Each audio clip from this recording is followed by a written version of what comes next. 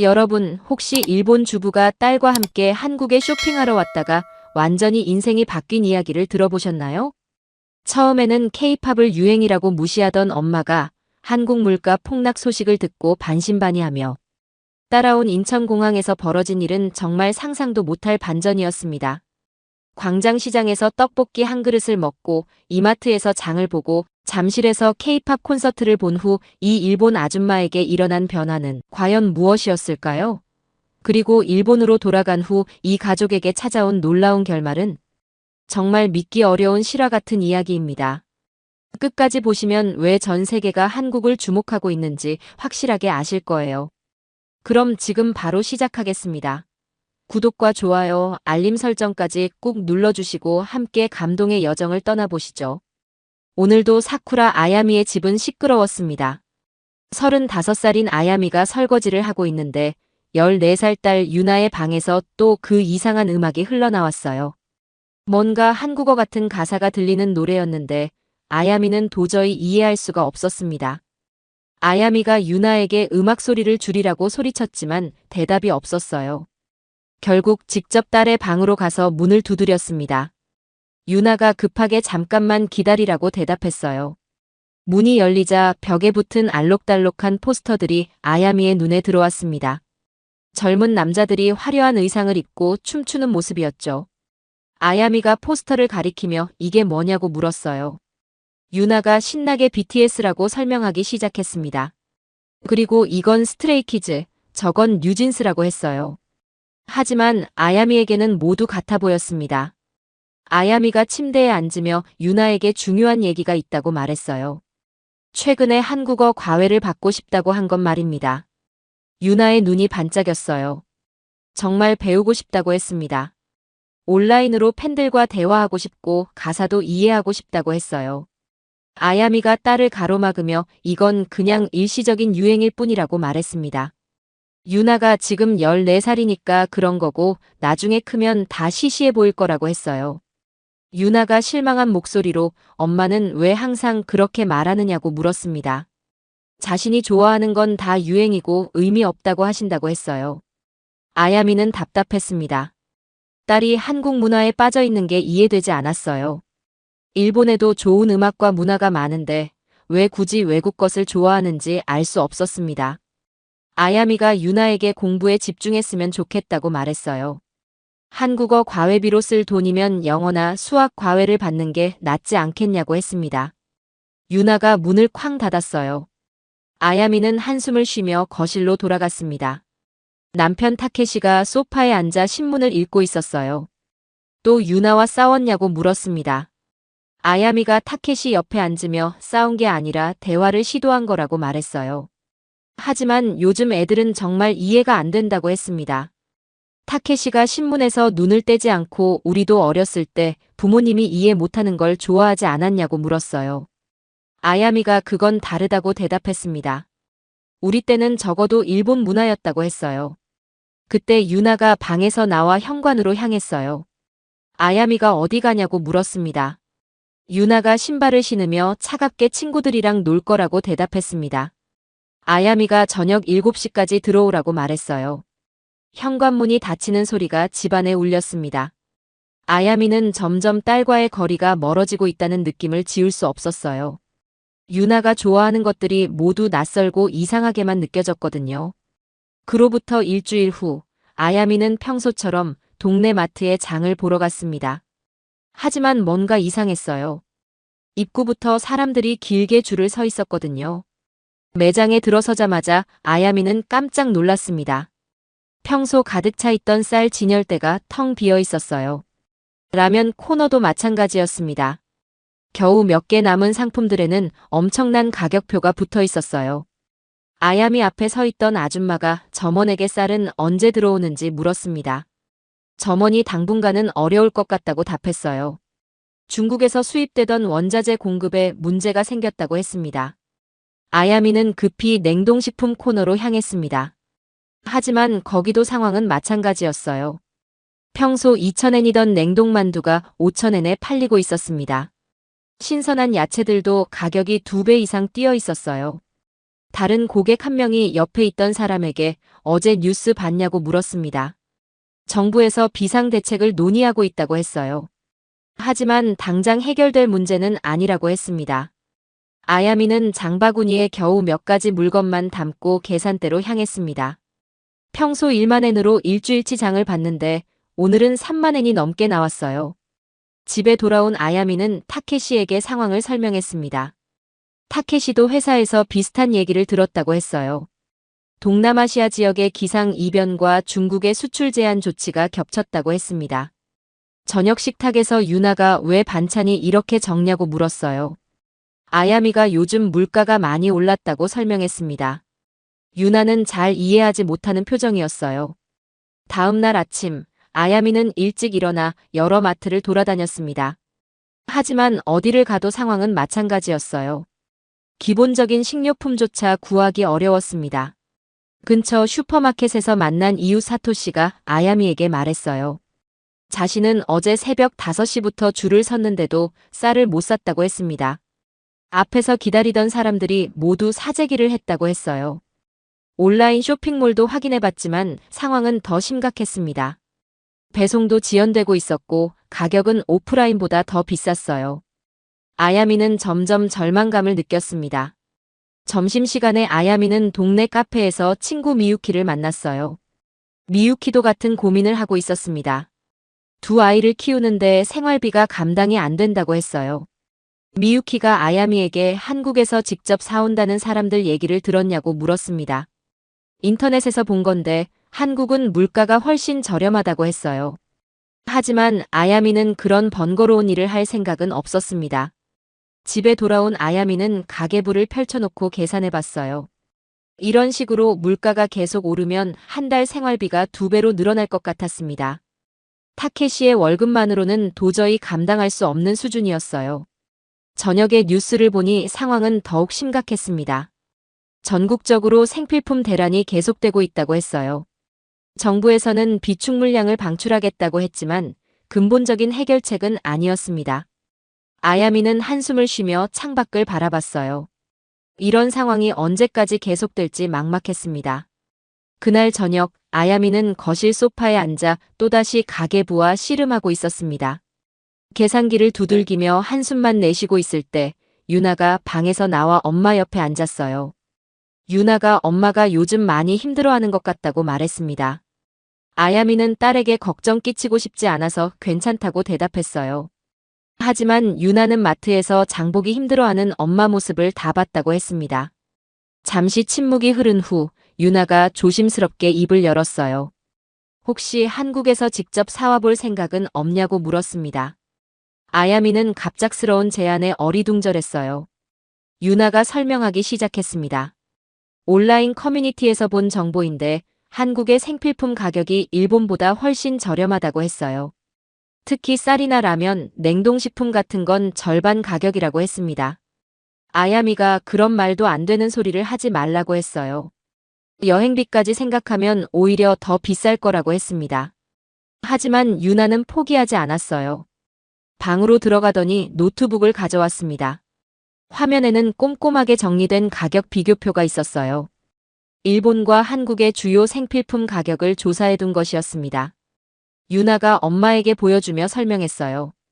한국의 쌀은 10kg에 25,000원, 일본 돈으로 약 2,500엔이라고 했습니다.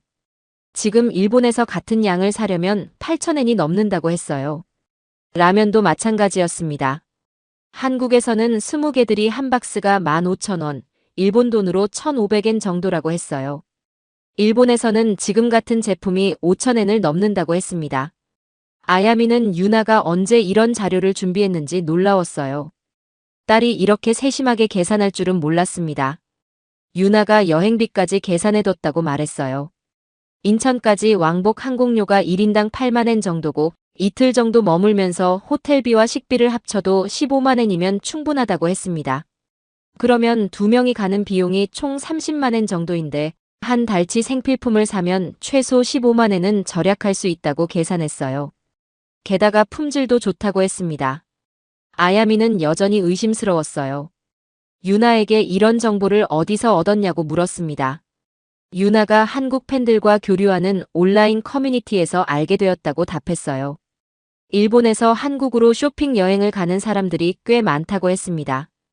특히 요즘 같은 상황에서는 더욱 늘어나고 있다고 했어요.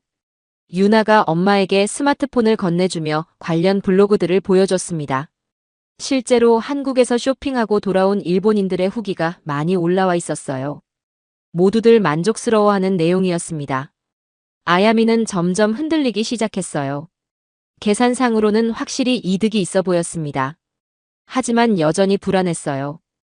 유나가 엄마를 설득하기 위해 추가로 말했습니다. 이번 기회에 한국 문화도 직접 체험해 볼 수 있다고 했어요. 엄마가 한국에 대해 오해하고 있는 부분들을 직접 확인해 보자고 했습니다. 아야미가 타케시에게 의견을 물었어요. 타케시는 한동안 생각하더니 한번 시도해 볼 만하다고 말했습니다. 어차피 이런 상황이 언제까지 계속될지 모르니까요. 그날 밤 아야미는 잠들지 못하고 유나의 제안을 곰곰 생각해 봤습니다. 정말 이런 무모한 일을 해도 될까요? 결국 아야미는 유나의 제안을 받아들이기로 했습니다. 3일 후 모녀는 나리타 공항에서 인천행 비행기에 몸을 맡겼어요. 아야미는 여전히 반신반의했지만 유나는 설레는 표정을 감추지 못했습니다. 2시간 반의 비행 끝에 인천국제공항에 도착했어요. 아야미가 공항 건물에서 내리자마자 느낀 첫인상은 생각보다 훨씬 현대적이고 깔끔하다는 것이었습니다. 일본 공항과 비교해도 전혀 뒤떨어지지 않았어요. 입국 심사를 마치고 나오니 유나가 스마트폰으로 지하철 노선을 확인하고 있었습니다. 아야미는 딸이 언제 이런 준비를 다 했는지 신기했어요. 유나가 엄마에게 공항철도를 타고 서울역까지 간 다음 지하철로 갈아타자고 제안했습니다. 아야미는 낯선 나라에서 대중교통을 이용하는 게 걱정되었지만 유나가 자신있게 안내하겠다고 했어요. 공항철도에 오른 아야미는 또 한 번 놀랐습니다. 열차 내부가 매우 깨끗하고 조용했어요. 승객들도 질서정연했고 전혀 시끄럽지 않았습니다. 서울역에 도착해서 지하철로 갈아탈 때 유나가 교통카드를 사용하는 방법을 척척 알려줬어요. 아야미는 딸이 정말 많은 공부를 해왔다는 걸 실감했습니다. 지하철 안에서 아야미는 주변을 둘러봤어요. 사람들의 옷차림이 생각보다 세련되었고 특히 젊은 사람들은 정말 멋있게 차려입었습니다. 유나가 좋아하는 K-팝 아이돌들 같은 스타일이었어요. 명동역에서 내린 모녀는 호텔을 찾아 걸었습니다. 거리 곳곳에 한글 간판이 가득했지만 영어와 일본어 표기도 많아서 아야미는 생각보다 불편하지 않았어요. 호텔에 짐을 풀고 나서 유나가 첫 번째 목적지를 제안했습니다. 근처 편의점에서 간단한 물건들을 사보자고 했어요. 아야미는 이미 여기서부터 가격 차이를 확인할 수 있을 거라고 생각했습니다. 편의점에 들어서자 아야미는 깜짝 놀랐어요. 라면 하나가 1,500원, 일본 돈으로 150엔 정도였습니다. 일본에서는 지금 같은 제품이 300엔이 넘었거든요. 유나가 점원에게 간단한 한국어로 인사했습니다. 점원이 친절하게 웃으며 일본어로 대답해줬어요. 관광객들에게 익숙한 모습이었습니다. 아야미는 편의점에서 파는 김밥도 신기했어요. 1,000원, 일본 돈으로 100엔 정도인데 양도 많고 맛있어 보였습니다. 유나가 하나 사서 나눠 먹자고 제안했어요. 길거리에서 김밥을 먹으며 아야미는 주변을 관찰했습니다. 사람들이 바쁘게 지나다니지만 서로에게 배려하는 모습이 보였어요. 길도 생각보다 깨끗했습니다. 유나가 엄마에게 어떤 느낌이냐고 물었어요. 아야미는 솔직히 예상보다 훨씬 좋다고 대답했습니다. 한국에 대해 가지고 있던 선입견이 조금씩 깨지고 있었어요. 저녁 식사를 위해 유나가 근처 한식당을 찾아봤습니다. 메뉴판에 일본어 번역이 되어 있어서 주문하기 쉬웠어요. 아야미는 한국 음식이 생각보다 자극적이지 않다는 걸 알았습니다. 식당 사장님이 일본에서 왔다는 걸 알고 특별히 반찬을 더 주셨어요. 유나가 서툰 한국어로 감사하다고 말하자 사장님이 매우 기뻐하셨습니다. 호텔로 돌아가는 길에 아야미는 유나에게 말했어요. 한국이 생각보다 살기 좋은 나라 같다고 했습니다. 유나는 그제서야 안심한 표정을 지었어요. 그날 밤 아야미는 창밖으로 보이는 서울의 야경을 바라봤습니다. 네온사인들이 반짝이는 모습이 도쿄와는 또 다른 매력이 있었어요. 내일은 본격적인 쇼핑이 시작될 예정이었습니다. 다음 날 아침 유나가 일찍 일어나 오늘의 계획을 설명했습니다. 먼저 광장시장에서 전통적인 한국 음식과 생활용품을 구경하고 오후에는 대형마트에서 본격적인 쇼핑을 하자고 제안했어요. 지하철을 타고 종로오가에서 내린 모녀는 걸어서 광장시장으로 향했습니다. 아야미는 시장 입구에서부터 활기찬 분위기에 압도당했어요. 상인들의 구성진 목소리와 각종 음식 냄새가 뒤섞여 있었습니다. 유나가 엄마 손을 잡고 시장 안으로 들어갔어요. 첫 번째로 마주친 건 각종 나물과 김치를 파는 가게였습니다. 아야미는 배추김치 한 포기가 5,000원이라는 가격표를 보고 놀랐어요. 일본에서는 같은 양이 2,000엔이 넘었거든요. 가게 아주머니가 일본에서 왔다는 걸 알고 김치를 조금 맛보라고 권했습니다. 아야미가 조심스럽게 맛보니 생각보다 달콤하고 깔끔했어요. 너무 맵지도 않았습니다. 유나가 아주머니에게 서툰 한국어로 김치를 어떻게 만드는지 물었어요. 아주머니가 웃으며 친절하게 설명해 주셨습니다. 배추를 절이고 양념을 버무리는 과정을 손짓으로 보여주셨어요. 다음으로 들른 곳은 떡볶이와 순대를 파는 포장마차였습니다. 유나가 2개씩 주문했어요. 아야미는 처음 먹어보는 떡볶이의 쫄깃한 식감에 놀랐습니다. 매콤하면서도 달콤한 맛이 일본 음식과는 완전히 달랐어요. 순대도 마찬가지였습니다. 아야미가 상상했던 것과는 다르게 부드럽고 고소했어요. 포장마차 아저씨가 일본어로 맛있냐고 물어보셨고 아야미는 고개를 끄덕이며 정말 맛있다고 대답했습니다. 시장을 돌아다니면서 아야미는 상인들의 친절함에 감동했어요. 외국인인 자신들을 따뜻하게 대해주는 모습이 인상 깊었습니다. 유나가 한국어를 사용하려고 노력할 때마다 사람들이 격려해주는 것도 좋아 보였어요. 점심시간이 되어 유나가 유명한 마약 김밥 가게로 안내했습니다. 줄이 길게 서 있었지만 기다릴 만한 가치가 있었어요.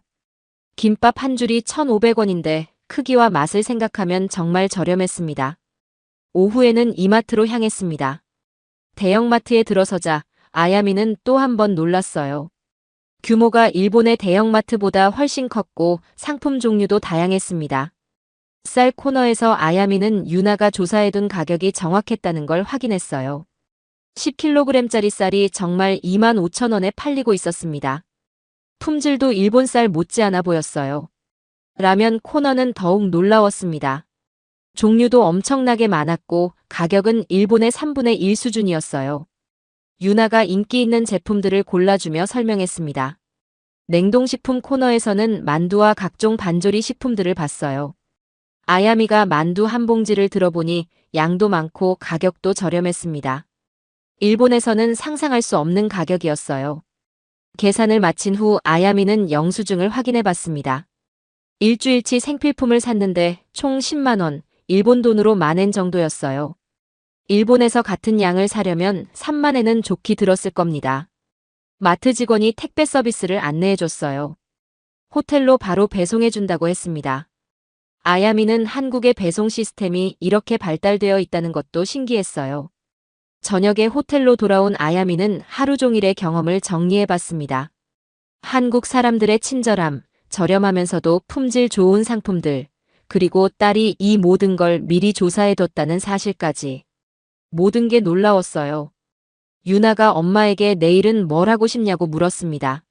아야미는 잠시 생각하다가 유나가 그렇게 좋아하는 케이팝에 대해서도 알아보고 싶다고 말했어요. 유나의 얼굴이 환하게 밝아졌습니다. 다음 날 오전 유나가 스마트폰을 보더니 갑자기 소리쳤어요. 오늘 저녁에 잠실 올림픽 공원에서 대형 케이팝 콘서트가 있다는 소식을 발견한 것이었습니다. 여러 유명 그룹이 출연하는 특별 공연이라고 했어요. 아야미는 처음에는 관심이 없었습니다. 시끄럽고 어지러울 것 같다고 생각했어요. 하지만 유나가 간절한 눈빛으로 부탁하자 마음이 흔들렸습니다. 유나가 온라인으로 당일 티켓을 확인해 봤어요. 다행히 좌석이 남아 있었습니다. 가격도 생각보다 비싸지 않았어요. 아야미는 결국 딸의 부탁을 들어주기로 했습니다. 오후에 잠실로 향하는 지하철 안에서 아야미는 주변을 살펴봤어요. 온통 젊은 사람들로 가득했습니다. 화려한 옷을 입고 예쁘게 화장한 여학생들, 그리고 의외로 남학생들도 많이 보였어요. 올림픽 공원역에서 내리자 아야미는 깜짝 놀랐습니다. 수많은 사람들이 같은 방향으로 걸어가고 있었어요. 모두들 설렘 표정이었습니다. 손에는 형광봉이나 응원 도구들을 들고 있었어요. 공연장 입구에 도착하니 더욱 장관이었습니다. 수만 명의 사람들이 줄을 서서 기다리고 있었어요. 아야미는 이렇게 많은 사람들이 모이는 걸 본 적이 없었습니다. 유나가 엄마에게 주변 사람들의 옷차림을 보라고 했어요. 아이돌들의 스타일을 따라한 사람들이 많았습니다. 머리 색깔도 다양했고 액세서리도 개성 있게 착용하고 있었어요. 좌석에 앉은 아야미는 공연장의 규모에 압도당했습니다. 무대가 엄청나게 크고 화려했어요. 조명과 스크린 그리고 음향시설이 일본의 어떤 공연장보다 세련되어 보였습니다. 공연이 시작되자 아야미는 또 한 번 놀랐어요. 수만 명의 관객들이 일제히 형광봉을 흔들며 환호하는 모습이 장관이었습니다. 마치 하나의 거대한 생명체 같았어요. 첫 번째로 등장한 그룹의 퍼포먼스를 보며 아야미는 입을 다물 수 없었습니다. 완벽한 안무와 라이브 실력, 그리고 무대를 가득 채우는 카리스마에 압도당했어요. 유나가 엄마에게 노래 제목과 가사 내용을 설명해줬습니다. 사랑과 꿈, 그리고 희망에 대한 긍정적인 메시지들이었어요. 아야미는 가사가 생각보다 깊이 있다는 걸 알았습니다. 두 번째 그룹이 등장했을 때는 관객들의 반응이 더욱 뜨거웠어요. 아야미 주변의 일본인 관광객들도 함께 응원하고 있었습니다. 국적을 초월한 하나됨이 느껴졌어요. 특히 한 그룹이 일본어로 인사했을 때 아야미는 감동받았습니다. 일본 팬들을 위한 배려였어요. 관객들 사이에서 감사 인사가 터져나왔습니다. 공연 중간에 아티스트가 관객들과 소통하는 시간이 있었어요. 여러 나라에서 온 팬들에게 각각 그 나라 언어로 인사했습니다. 아야미는 이런 글로벌한 모습이 신기했어요. 마지막 곡에서는 전체 관객이 하나가 되어 따라 불렀습니다. 아야미도 모르게 박수를 치고 있었어요. 음악의 힘이 이렇게 강할 수 있다는 걸 처음 깨달았습니다. 공연이 끝나고 나오는 길에 아야미는 유나에게 솔직한 감상을 말했어요. 생각보다 훨씬 감동적이었다고 했습니다. 왜 전 세계 사람들이 K-POP에 열광하는지 조금 이해가 된다고 했어요. 유나가 기쁜 표정으로 엄마에게 고맙다고 말했습니다. 자신이 좋아하는 문화를 함께 경험해줘서 정말 감사하다고 했어요. 지하철에서 돌아오는 길에 아야미는 창밖을 바라보며 생각했습니다. 오늘 본 수만 명의 사람들이 모두 음악으로 하나가 되는 모습이 계속 떠올랐어요. 이것이 바로 문화의 힘이구나 싶었습니다. 호텔에 도착해서 유나가 엄마에게 오늘 어땠냐고 물었어요. 아야미는 잠시 생각하다가 자신이 한국과 케이팝에 대해 편견을 가지고 있었던 것 같다고 고백했습니다. 그날 밤 호텔 방에서 아야미와 유나는 마주 앉아 있었습니다. 창밖으로는 서울의 야경이 반짝이고 있었어요. 이틀간의 한국 여행이 끝나가고 있었고 내일 오전에는 일본으로 돌아갈 예정이었습니다. 아야미가 먼저 입을 열었어요. 유나에게 이번 여행을 제안해줘서 고맙다고 말했습니다. 만약 유나가 없었다면 절대 경험하지 못했을 일들이었다고 했어요. 유나는 엄마가 자신의 제안을 받아들여줘서 정말 감사했다고 답했습니다. 처음에는 엄마가 한국을 좋아하지 않을까봐 걱정이 많았다고 솔직하게 털어놨어요. 아야미가 유나에게 사과했습니다. 그동안 딸이 좋아하는 것들을 제대로 이해하려고 노력하지 않았다고 인정했어요. 단순히 일시적인 유행이라고 치부해버렸던 자신의 태도가 잘못되었다고 했습니다. 유나가 엄마에게 말했어요. 자신도 처음에는 그냥 예쁘고 멋있어서 케이팝을 좋아하기 시작했다고 했습니다. 하지만 점점 깊이 빠져들면서 그들의 메시지와 음악적 완성도 그리고 팬들과의 소통 방식에 감동받았다고 했어요. 아야미는 오늘 콘서트에서 본 것들을 떠올렸습니다. 수만 명이 하나가 되어 열광하는 모습이 단순한 유행 이상의 무언가였다고 느꼈어요. 그 안에는 꿈과 희망, 그리고 긍정적인 에너지가 가득했다고 말했습니다. 유나가 엄마에게 고백했어요. 사실 한국어를 배우고 싶었던 이유는 단순히 케이팝 때문만이 아니었다고 했습니다. 다른 문화를 이해하고 더 넓은 세상을 보고 싶었다고 했어요. 아야미는 딸의 말을 들으며 자신이 얼마나 편협한 생각을 하고 있었는지 깨달았습니다. 유나가 단순히 외국 문화에 열광하는 게 아니라 진정으로 다양성을 받아들이려고 노력하고 있었던 거였어요. 유나가 엄마에게 물었습니다. 이제 한국어 과외를 받아도 되냐고 말이에요. 아야미는 웃으며 당연하다고 답했습니다. 오히려 자신도 함께 배워보고 싶다고 했어요. 아야미는 유나에게 솔직하게 말했습니다. 이번 여행을 통해 자신이 얼마나 많은 편견을 가지고 있었는지 알게 되었다고 했어요. 한국이라는 나라와 케이팝이라는 문화에 대해 제대로 알지도 못하면서 판단했던 것이 부끄럽다고 했습니다. 유나가 엄마를 꼭 안았어요. 자신을 이해하려고 노력해주는 엄마가 정말 고맙다고 말했습니다. 그동안 혼자서 좋아하는 것들을 즐기는 게 외로웠는데 이제는 엄마와 함께 나눌 수 있을 것 같다고 했어요. 아야미도 딸을 꼭 안으며 말했습니다. 앞으로는 유나가 좋아하는 것들에 더 관심을 가지겠다고 약속했어요. 그리고 유나의 선택을 믿고 지지하겠다고 했습니다. 두 사람은 잠시 조용히 앉아 있었어요. 창밖의 야경을 바라보며 각자의 생각에 잠겨 있었습니다. 이틀간의 짧은 여행이었지만 모녀 사이에는 큰 변화가 일어나고 있었어요. 유나가 엄마에게 내일 집에 가면 아빠에게 뭐라고 말할 거냐고 물었습니다. 아야미는 웃으며 정말 많은 걸 배웠다고 말하겠다고 답했어요. 그리고 가족 모두가 함께 한국 음식을 해 먹어보자고 제안했습니다. 아야미는 유나에게 고마움을 표현했어요. 딸 덕분에 더 넓은 세상을 보게 되었다고 말했습니다. 그리고 앞으로도 서로 다른 문화와 생각을 나누며 함께 성장해 나가자고 했어요. 유나가 엄마에게 마지막으로 말했습니다. 이번 여행이 자신에게는 최고의 선물이었다고 했어요. 엄마와 함께 좋아하는 것들을 경험할 수 있어서 정말 행복했다고 했습니다.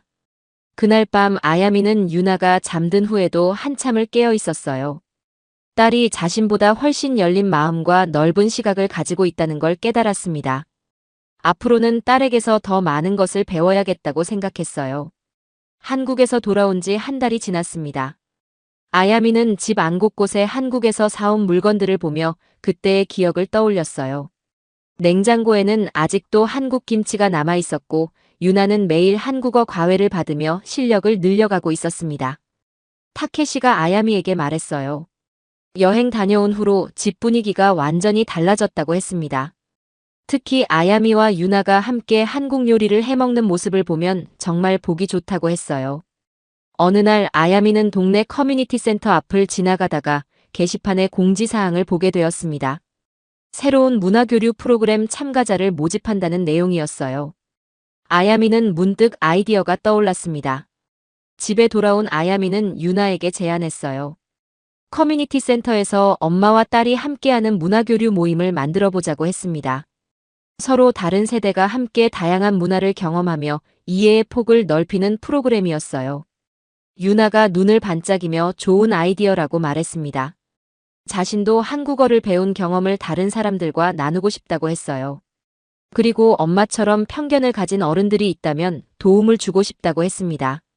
아야미는 커뮤니티 센터를 방문해서 담당자와 상담했습니다. 담당자가 매우 흥미로워하며 적극적으로 지원하겠다고 말했어요. 이런 세대 간 문화교류 프로그램이 정말 필요했다고 했습니다. 첫 번째 모임 날, 아야미는 긴장했습니다. 과연 사람들이 관심을 가져줄지 걱정되었어요. 하지만 예상보다 많은 가족들이 참여했습니다. 다양한 연령대의 부모와 자녀들이 모였어요. 아야미가 자신의 한국 여행 경험을 발표했습니다. 처음에는 딸의 K-POP 취향을 이해하지 못했지만 직접 경험해보니 편견이 얼마나 잘못된 것인지 깨달았다고 말했어요. 유나도 무대에 나와서 한국어로 간단한 인사를 했습니다. 그리고 K-POP의 단순한 유행이 아니라 꿈과 희망을 전하는 문화라고 설명했어요. 참가자들이 박수를 쳐주었습니다. 한 중년 아버지가 손을 들고 질문했어요. 자신도 아들의 게임 취미를 이해하지 못해서 고민이라고 했습니다. 아야미는 직접 경험해보는 것이 가장 좋은 방법이라고 조언했어요. 또 다른 어머니는 딸이 최근에 인도 영화에 빠져서 걱정이라고 말했습니다. 유나가 나서서 자신도 처음에는 한국 문화가 낯설었지만 알아갈수록 재미있었다고 경험담을 나눴어요. 두 번째 모임에서는 각 가족이 자녀가 좋아하는 문화를 함께 체험해보는 시간을 가졌습니다. K-POP 댄스를 배우는 모녀, 애니메이션을 함께 보는 부자, 요리를 만드는 가족 등 다양한 모습이 있었어요. 세 번째 모임부터는 참가자들이 스스로 주제를 정해서 발표하기 시작했습니다. 한 고등학생이 일본 전통 문화에 대해 발표했고 그의 부모님이 깜짝 놀라워했어요. 자신의 아이가 이렇게 깊이 있게 생각할 줄 몰랐다고 했습니다. 한 달 후 모임은 정식 프로그램으로 인정받아 더 많은 지원을 받게 되었습니다. 아야미는 프로그램 리더로 위촉되었고 유나는 청소년 도우미로 활동하게 되었어요. 어느 날 저녁 가족 3명이 함께 저녁을 먹으며 이야기를 나눴습니다. 타케시가 아야미에게 정말 큰 변화라고 말했어요. 몇 달 전만 해도 유나와 자주 다퉜는데 이제는 가장 친한 친구 같다고 했습니다. 유나가 엄마에게 고마움을 표현했어요. 엄마 덕분에 자신이 좋아하는 것들을 더 당당하게 즐길 수 있게 되었다고 말했습니다. 그리고 다른 친구들도 부모님과 이런 관계를 가졌으면 좋겠다고 했어요. 아야미는 창밖을 바라보며 생각했습니다. 불과 몇 달 전만 해도 딸과의 갈등 때문에 고민이 많았는데 이제는 오히려 딸에게서 더 많은 것을 배우고 있었어요. 다음 주에는 지역 텔레비전에서 이들의 프로그램을 취재하러 온다고 했습니다. 아야미는 더 많은 가족들이 서로를 이해하는 기회를 가졌으면 좋겠다고 생각했어요. 그날 밤 아야미는 일기를 썼습니다. 딸 덕분에 더 넓은 세상을 알게 되었다고 적었어요. 그리고 앞으로도 유나와 함께 새로운 것들을 배워나가고 싶다고 적었습니다. 세대 간의 차이는 갈등이 아니라 서로를 성장시키는 소중한 기회라는 것을 깨달았기 때문이었어요. 여러분, 어떠셨나요? 정말 놀라운 이야기였죠? 사쿠라, 아야미 씨 가족의 이야기를 통해 우리는 한국의 진짜 모습을 다시 한번 확인할 수 있었습니다. 단순히 저렴한 물가나 맛있는 음식만이 아니라 사람들의 따뜻한 마음과 세계 최고 수준의 문화 콘텐츠, 그리고 서로 다른 문화를 받아들이고 소통하는 한국만의 특별한 말이에요. 특히 K-팝이 단순한 유행이 아니라 전 세계 사람들에게 꿈과 희망을 전하는 문화의 힘이라는 걸 보여주지 않았나요? 수만 명이 하나가 되어 열광하는 그 순간, 국경도 세대도 모든 걸 뛰어넘는 진짜 한류의 위상을 느끼셨을 겁니다. 그리고 무엇보다 감동적인 건 한국이 단순히 관광지가 아니라 사람들의 마음을 변화시키고 가족 간의 이해를 깊게 만드는 특별한 나라라는 점이었어요. 아야미 씨처럼 편견을 가지고 왔던 분들도 한국의 진짜 모습을 보고 나면 완전히 달라지거든요. 이제 전 세계가 인정하는 대한민국의 저력, 정말 자랑스럽지 않으신가요? 우리가 일상적으로 느끼는 것들이 외국인들에게는 이렇게 큰 감동과 변화를 주고 있다니 정말 뿌듯합니다. 앞으로도 더 많은 사람들이 한국의 진정한 매력을 발견하고 아야미 씨 가족처럼 행복한 변화를 경험하길 바라면서 오늘 이야기는 여기서 마치겠습니다. 시청해주셔서 정말 감사드리고 구독과 좋아요로 응원해주시면 더욱 좋은 이야기로 찾아뵙겠습니다.